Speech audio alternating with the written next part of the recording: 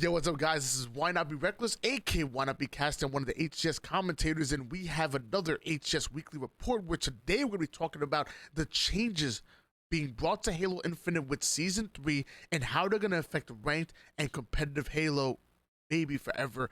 This blog post was posted on Halo Infinite, Halo Waypoint just 2 days ago. We're gonna go through this entire blog and we're gonna talk about every detail of it, and again how it affects us as our ranked and competitive players. So Season 3 echoes within. It's fast approaching. It's bringing 2 brand new items into the sandbox: the M319 Bandit weapon and the Shroud Screen equipment are sure to add fun and skill for new ways to approach each engagement. There'll also be a few tuning updates and bug fixes for networking sync and existing sandbox items, all of which should help improve your gameplay experience. So I'm going to talk a little bit more in detail when we get into detail with these.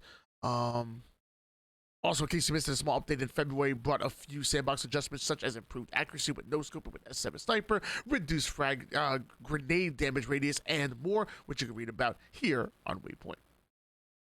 So M319 Bandit, the newest addition to the UNSC arsenal as Halo Infinite, is the M319 Bandit, this semi-automatic weapon which has a silhouette that's reminiscent of the DMR from Halo Reach, is best suited for mid-range combat. You won't need to worry about bloom when going for a 5-shot kill, but we still advise that you keep your shots controlled, as the recoil will kick up when spamming multiple shots in a row. Mastering this single-shot weapon is bound to pay off on the battlefield. So I said you don't have to worry about bloom, so I guess we're not going to see bloom like we did in Halo Reach, but it does have recoil. So I'm very interested to see where players are going to be with, spamming it and just try to control that recoil, or is it going to be are you going to be able to like pace your shots, and will it beat out the BR in that close range combat? From long range, how effective is it? I get the chance to play with this weapon at Charlotte. We did get a first glance at Season 3, and a lot of people did get to play the new settings. It looked really fun, but sadly I didn't get the chance to play. So many questions are arising here with where the weapon's going to be. Is it going to be too similar to the Commando? Will it beat out the BR on the Commando in certain situations? Like, where will the Bandit rifle be?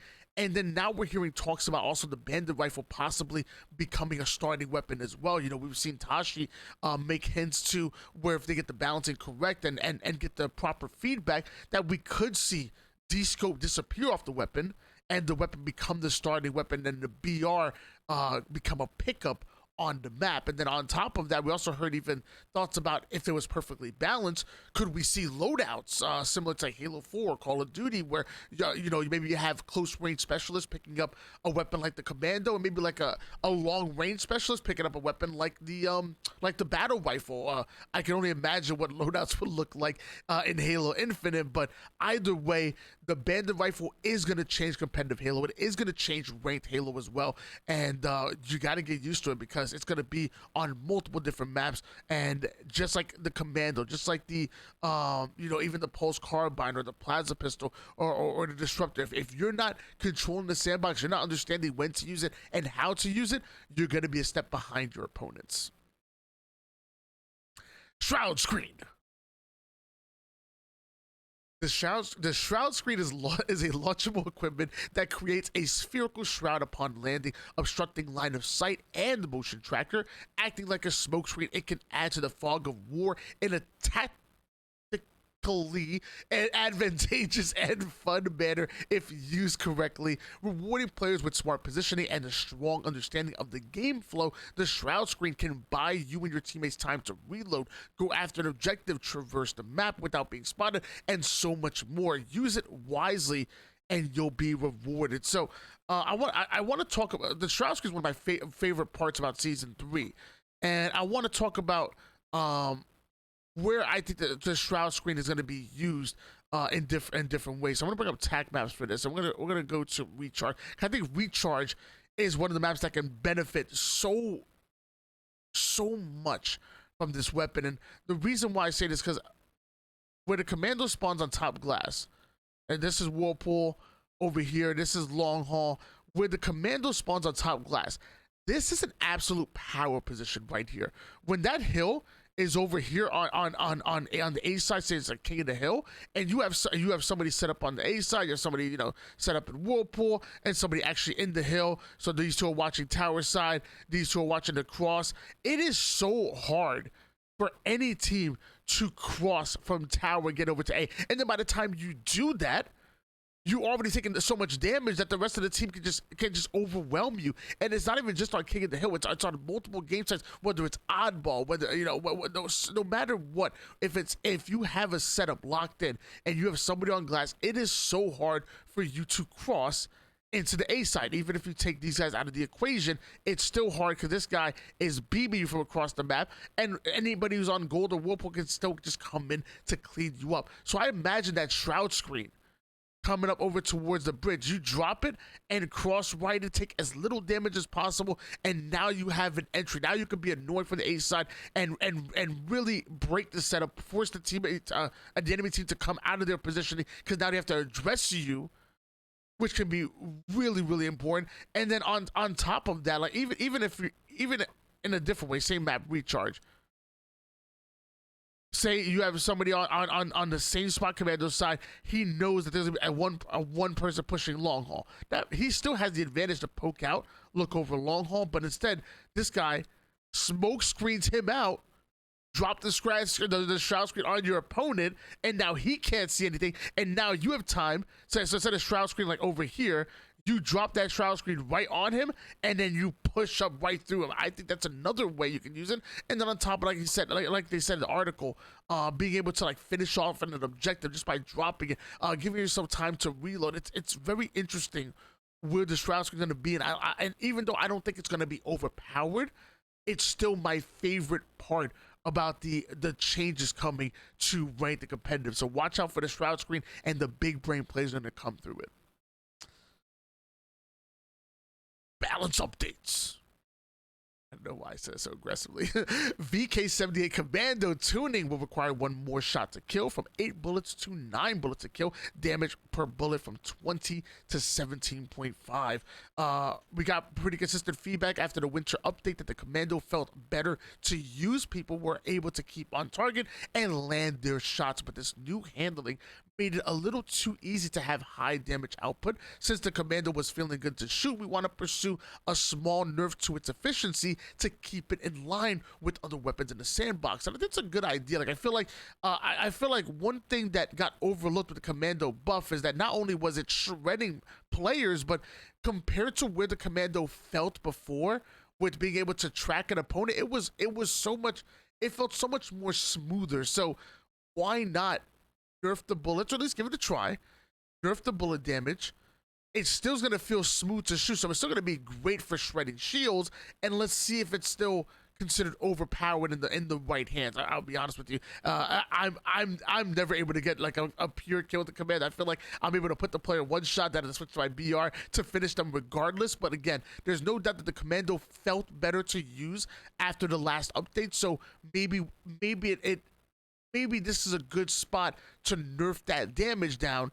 It still be effective, but not be overpowered, like I said, in the right hands. I'm interested to see to try out the Commando in its new form. Plaza Pistol. The Plaza Pistol's charge shot will have its charge time increased and its tracking properties adjusted. So the Plaza Pistol was another weapon that got a buff in the winter update. That patch pushed it in the right direction, but we were still not totally satisfied with it. There were two situations we were seeing on social media and running into ourselves during playtests. First, players could sprint with the Plaza Pistol, start getting shot in the back, turn while charging, and new combo their player that should have had advantage. Reversals are important to our Halo, but with how strong the Plaza Pistol charge shot has to be mechanically, the reversal was just too easy. This gameplay loop is also less interesting than a charge when it takes more commitment and rewards a player's good positioning and timing. Charge time increased from 1 second to 1.6 seconds, and also the tracking getting major changes as well. There was also as mentioned in our February tuning update blog, we did plan on reducing the amount of power on the map in ranked due to weapon respawn rates and ammo counts. We updated the respawn timers in February, and we've updated the ammo counts on select weapons in Season 3. In Ranked, you can expect to see fewer rounds of ammo in the Bulldog, Heatwave, Shock Rifle, and Stalker Rifle to help address this community feedback. Thank Bound. Because whatever God you pray to, clearly he's real. Bound done graced us finally with the reduction of ammo. And this is not me trying to water down the sandbox. I love the Bulldog. I love the Heatwave when it works. I love me a Shock Rifle, even though I can't use it for the life of me, and the same for the Stalker Rifle. But there's no doubt that it just had too much ammo in it when it came to ranked playlist. I'm pretty sure. I'm pretty sure whether you're hard right or hard left on whether the sandbox should be plentiful or not. I think we could all agree that there was just too much ammo. Reducing that ammo could be huge, and I can't wait to see how that's going to affect competitive.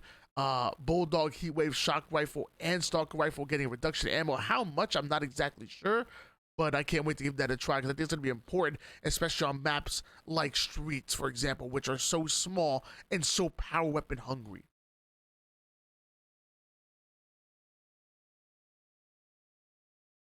To further improve the flow of gameplay in Ranked Arena, Season 3 will also bring a few changes. Here, we talked about that a little bit earlier in a different video. Enemy footsteps are now harder to hear at a distance, but easier to hear when very close. We've also improved the accuracy of enemy location based on footstep audio when enemies are above, below, or behind you. That's going to be really interesting, especially for people that have like Astro headsets or any kind of headsets. Obviously, the footsteps are really important, and we've found that out from especially 1v1 gameplay when the map is so quiet and we literally see players not moving just to get any kind of information based on those footsteps, and they can hear from far away. So I think that change was necessary, and I also wonder how.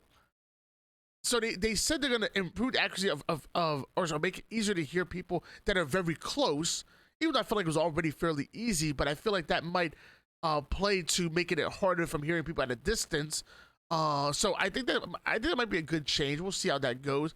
And then also being able to identify whether somebody's above, below, or behind you. Kind of reminds you of like the Halo 5 radar, where if somebody was at a different elevation than you are, whether above or below you, there'd be like a little arrow on it. And so you knew whether that person was on the same elevation, which was very helpful. Now, it didn't tell you whether they were above or below you, to my knowledge, but still, I think audio is important. And I'm excited to see how that's going to change based on the update.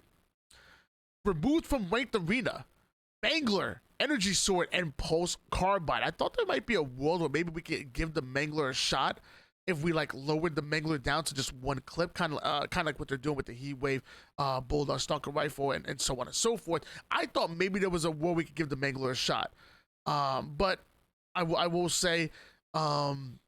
I'm not entirely mad at that. You guys know I personally hate the sword when it comes to competitive play. I know that's a big issue in the competitive or divisive issue into the competitive community.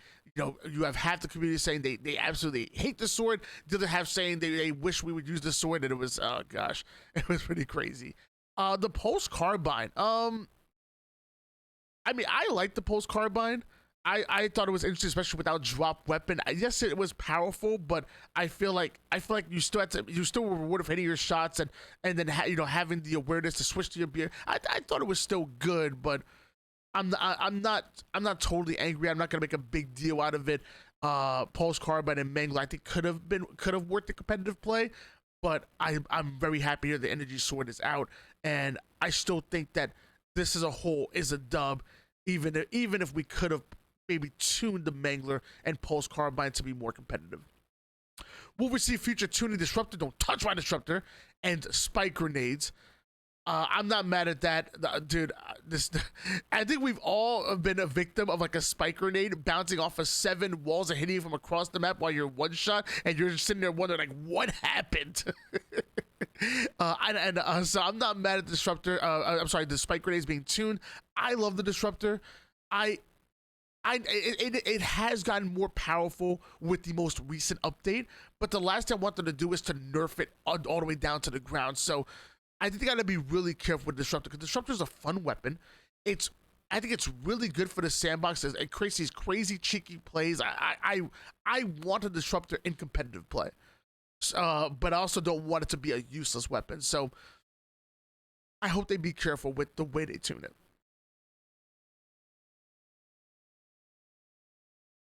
Oh, sorry. Talking a lot. We're excited to see how the gameplay meta continues to evolve with these changes. As always, please make sure to share your feedback online about how everything feels to you once you've had a chance to go hands-on with Season 3. And of course, we're going to see improvement with desync and networking stuff. And I will say, there was one update. Every time an update comes out, I feel like the desync and everything gets a little bit better. I feel like we're moving in the right direction.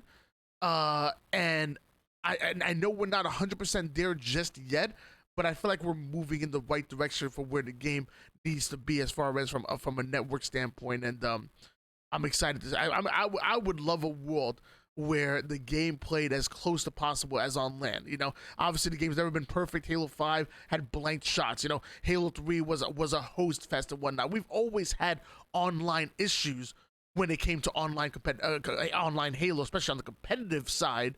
But hey, let's be honest. Sometimes it gets bad in Halo Infinite, and I can't wait to see us be what we need to be as far as from a networking standpoint. So really happy they're continuing to fix that.